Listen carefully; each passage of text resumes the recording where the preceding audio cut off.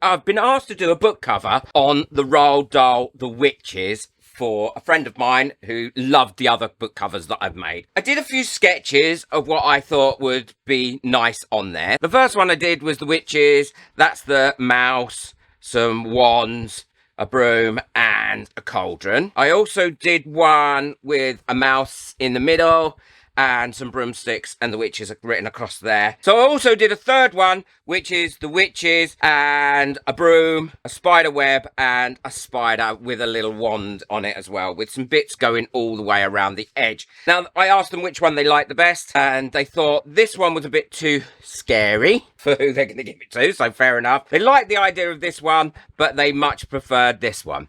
So I'm going to have a go and make that on this cover. Before I do that, I need to make the cover. I've cut my card out now to convert this from a paperback to a hardback book. And I always think that looks so much nicer to do that. And all I'm going to do is run a line, a square line across the top here of my covering paper, so I know where to line everything up to when I stick this down. Now, if you want to know how I cut these out, then check out my previous video. I go through a whole tutorial on that, but I'm sure you don't want me to go through it all again if you've already seen it. But it is fairly easy to do. And it doesn't matter if we've got excess paper on this, because we'll be trimming that down anyway. But at least now I can work out how to put everything on here and ensure that I leave enough gap all the way around to be able to do this. And what I'm going to use to stick this down with is some good old PVA glue. And I've got my white glue here. And what I do is I will coat the actual card rather than the paper. And this is just white glue, school glue, whatever you want to call it. And then pop that on there, lining that up like that, and then put a weight on it. This is the center spine, and I want that to be in that position. So I've got a little strip here that I use to give me the right amount of gap there in the book, either side. Put that strip in there, put that on there, mark it, and now I can do the same with this. Again, put a weight on it, and then finish it off with exactly the same size strip for the other side,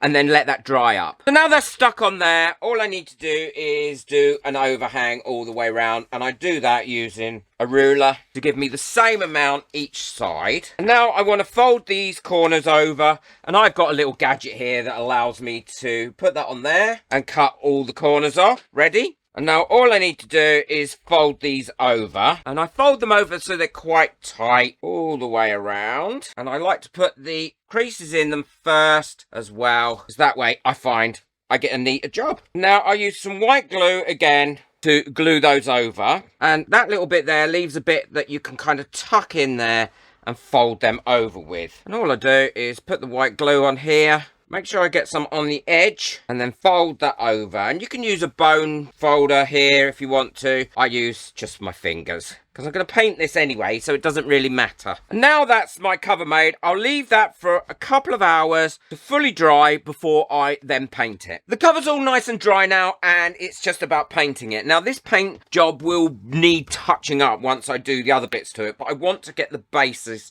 of it down. I want it to be quite a dark and gothic-y kind of finish to it, so I'm using some black as my base here for it, making sure I go all the way around. But I am going to brighten it up, so don't worry. So I've got some black on there now, and I've also got it on the inside. And what I'm going to do now is put some blue over the top of that. And I'm using an iridescent blue as well as a normal flat coloured blue. So this is dry now, and what I'm going to do is up here, I'm going to put just a little bit of like a sun or colour in here, and then dab it off a little bit like that, and bring some of that yellow around just as a little different focal point, really, more than anything. There we go, that'll do me, and that'll dry, and that'll dry lighter than that. And then I'm also going to put some grey going across here. So now that's finished, ready to be attached to the actual book, and then put the decorations on. Well, this is all nice and dry and ready to have this book attached to it. I always dread this bit because this is the bit where I can mess it up so easily. I want it to be sat about there on this cover. So all I now need to do is put some glue on here. I'm just using a white glue. Put a little bit down there as well. This is where you need to be careful not to glue your pages together, which is something I have done before. Line it up where you want paint it, and then push that all down. Any glue that comes out, you can just squidge to one side. And now I'm going to put a weight on that and do the other side. That's all nice and dry on there now, and as you can see, that has worked really, really well. Opens up lovely and looks like a great book. And now I need to transfer my design that I've got here onto here. I'm using a white pencil because I think that will really help me know where things are going to go. That's how it's going to be set out. And obviously I'm going to have my title there, and I'm going to have those little studs go all the way around. And what I'm going to use to make it most of this with is my own paper clay. Now, if you want to know how to make this paper clay, then the recipe is free to download on my website. Feel free. There's lots of other things on there as well to download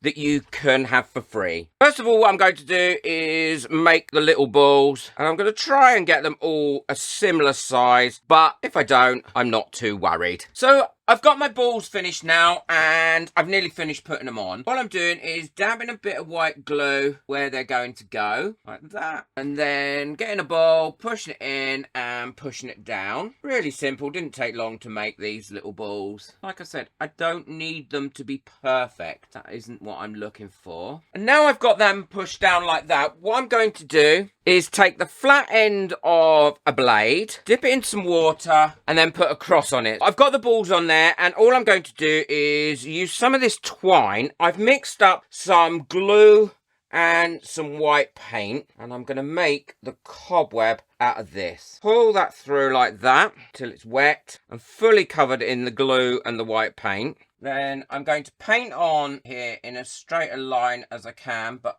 I've got the shakes today, so I'm not sure how straight this line is going to be. With some white glue, and then pop this bit of thread on here. Ideally, it would have been better if my thread had been white, but I have only got this mixed white and red thread at the moment, but it's not a problem because I can paint it afterwards. Make sure my ends are down, and then do the next one. And then I'll build the cobweb up exactly the same way by laying different threads down. So I've put everything on there using the paper clay, and I've also finished off the cobweb. I just need this to dry now. I did the little spider, but I need to make the brush for that. All I've got here is some twine, and I'm going to open up the twine like that. And that is what I'm going to make the brush with. Now, at the moment, it's a bit wiggly, and so what I'm going to do is dampen this down a little bit and stretch it out, and then let it dry so that it's a lot straighter. And then these are the bits I will use to make the brush with, and I'll show you that in a second. Well, now these are dry, what I'm going to do is stiffen them up as well now, because I don't want them to be too floppy. All I'm using here is some matte varnish, running it through my fingers like this and putting it on here. And when this dries, it'll really help to stiffen these little bits up that I want to look like bristles. But it'll also dry nice and clear, and it will mean I've got something to be able to play with and work with. These are all lovely and dry now, and have gone really nice and rigid. Here's some spare ones. Look at that. That's just what I was looking for. Now what I'm going to do is tie them up into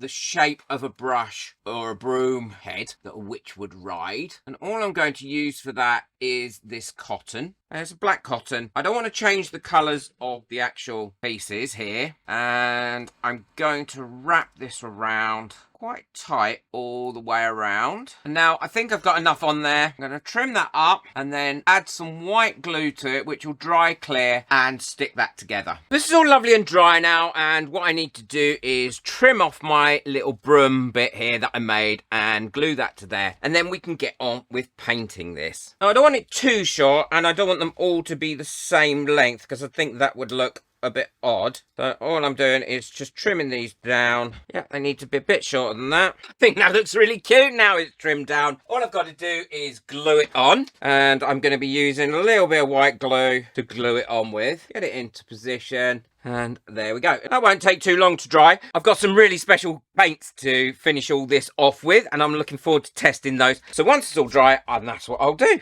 This is all lovely and dry now. All I've got to do is finish painting it. But before I do that, I want to put on the title, which is The Witches. I cut this out using my Cricut, and I'm going to place it roughly in the centre there. I think that's come out nice. And I will probably put something down the spine as well before I finish this off. And what I'm going to do now is paint it. Now, this is the thing I've got. I've got some glow-in-the-dark paints. Now, I've never used these before, so I have no idea what they're like or if they're any good. And it suggests that you put quite a thick coat on. So I'm going to paint it before I tidy up the rest of this background and varnish it. And it comes with quite a few colours. Quite a nice thick paint, which is good because, like I said, it does need to go on in a thick layer. It'll be interesting to see how this looks once it's finished and the lights are off. It does seem to paint on really nice. Everything's all lovely and dry now, and it's all about finishing off the finishing touches. And my last finishing touches is to gloss varnish the actual book cover, not the items that are on it, just the book cover itself. Both on the outside, the inside, and the back. It probably will only need one coat, but it will make such a big difference to these colours. It will bring them out lovely, and it'll also help protect the cover. I mean, you can see the difference already on that little patch and that little patch. Then I'm going to stick some bits of eyes on it, and I'll show you when it's completely finished. Well, I know my camera's on dark, and it's completely dark in here, but look how well that glows. I am so pleased with how well the book actually glows in the dark. I think it's great. Let me show you what it looks like finished with the lights on. And this is it now. It's finished with the lights on and the inside of the book. Obviously, it folds up lovely, and you get a really nice finish. The gloss has come out well. I put googly eyes on the spider because I thought it made it look a little bit more friendly, and obviously I put Roald Dahl's name there and the witches down there. I love making these. They are absolutely so much fun. I wish I had time to make one every week. It would be brilliant. Boot that like button, hit that subscribe button. Be sure to check out the video I've got coming up next if you want to know how I get the measurements ready for these books. Let me know in the comments what you think of it. Everything I've used today is in the description below. Take care. Enjoy your crafting. Bye.